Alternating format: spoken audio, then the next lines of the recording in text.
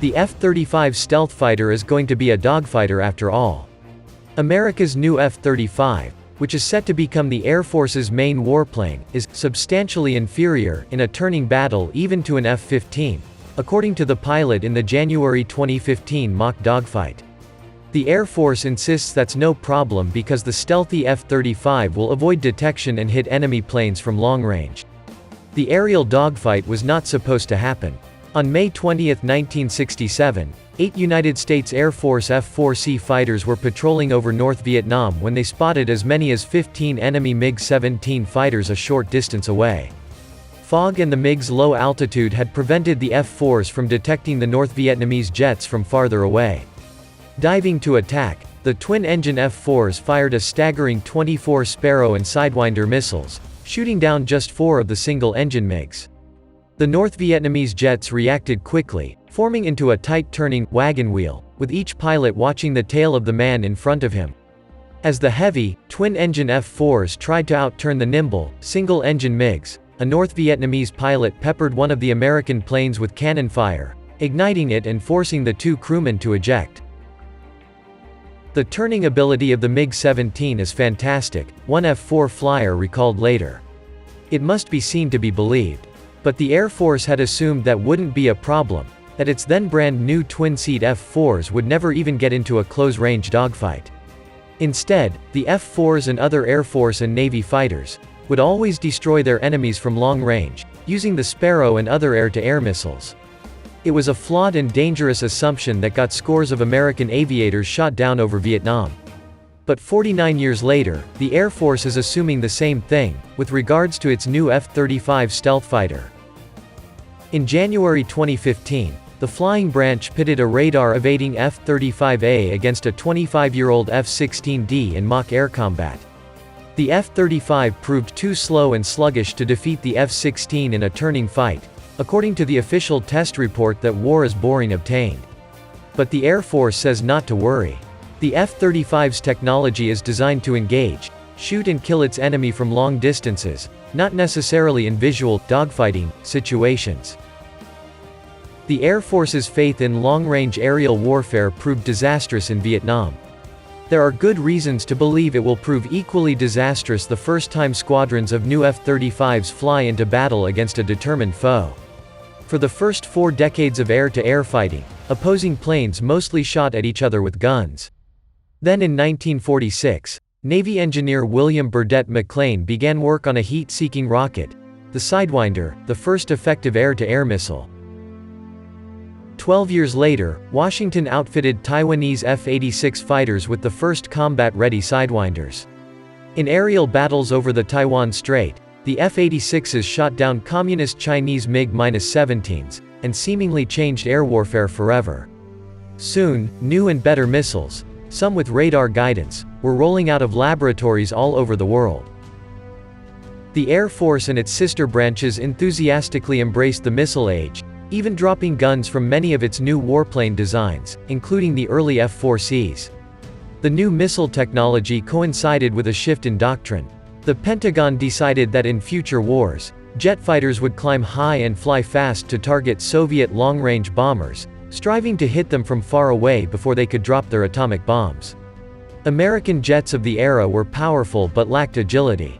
Our tactical fighters were designed primarily for nuclear war where penetration was more important than maneuverability, Air Force General Bruce Holloway wrote in a 1968 issue of Air University Review. But the next war America fought wasn't global Armageddon with the Soviets. Instead, United States troops joined the South Vietnamese military battling a communist insurgency backed by North Vietnam's own army and air force. American military planners had bet on a high-tech war of atoms, electrons, rockets and high Mach numbers during straight-line flights. What they got were slow, twisting dogfights low over the forest canopy. It didn't take long for the Air Force and Navy to realize their technology and tactics just didn't work very well against Hanoi's MiGs. Between 1965 and 1968, American fighters launched 321 radar-guided missiles over Vietnam. Slightly more than 8% hit their targets, according to a 2005 analysis by Air Force Lieutenant Colonel Patrick Higbee. The Navy scrambled to analyze the terrible hit rate. A primary reason for less than desired combat performance of air-to-air missile systems in Southeast Asia is their design optimization for a high-altitude engagement against a non-maneuvering, large, bomber target, the sailing branch concluded in a 1968 report. With a little bit of warning, a MiG-17 could outturn a missile, and then use that same maneuverability to get on the American jet's tail. The Pentagon upgraded the Sparrow and Sidewinder missiles and added a gun to the new E version of the F-4. Pilots got training for turning fights. Soon, kill-loss ratios improved for United States aircrews. But what America really needed was a brand new fighter, one that didn't just excel at a narrow sort of high and fast, long-range fighting. A tremendously improved thrust-to-weight ratio, which, coupled with a low wing loading, will produce high Mach and ceiling along with superior climb, acceleration and turn ability throughout the flight envelope, is how Holloway described the new jet's characteristics in 1968. Advanced avionics and armament, which will provide the necessary ability to defeat any foreseen adversary with a wide variety of weapons, including missiles and guns, Holloway added. The result was the twin-engine F-15, which debuted in 1972 and 43 years later is still the Air Force's most numerous air superiority fighter. The smaller, single-engine F-16 followed a few years later. It, too, could fight high or low, fly fast and turn tight, launch missiles and fire guns. The F-15 and F-16's designers didn't optimize them for fanciful, idealized war scenarios. They optimized them for our own imperfect planning, for uncertain circumstances and for an enemy that gets his own vote, in other words, for the real world. Which has only become more important as Russian fighter design has progressed. MiG-17s gave way to speedy MiG-21s and later, highly maneuverable MiG-29s and Su-27s. Today's Su-35, a heavily redesigned Su-27, can fly faster and turn better than an F-15 and carries more and arguably better weapons. Less and less, America gets to dictate the terms in aerial warfare. More and more, the Pentagon needs fighters that can fight. But America's new F-35, which is set to become the Air Force's main warplane, is substantially inferior in a turning battle even to an F-15, according to the pilot in the January 2015 mock dogfight. The Air Force insists that's no problem because the stealthy F-35 will avoid detection and hit enemy planes from long range. In other words, the Air Force insists it can dictate the terms of the F-35's engagements. Maybe that's partially true. Maybe the F-35's stealth properties will actually work somewhat. Maybe its missiles won't miss all the time. Maybe Russia won't export the Su-35 to every interested buyer.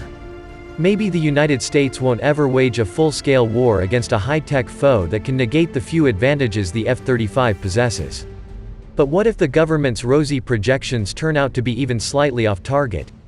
What if something doesn't work perfectly and F-35 pilots find themselves in dogfights with aerodynamically superior Suhois or MiGs or Chinese-made planes?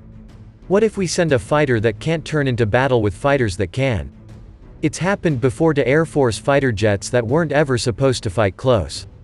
And a bunch of F-4 crews paid for the government's blind faith in long-range, straight-line aerial warfare with their freedom, or their lives.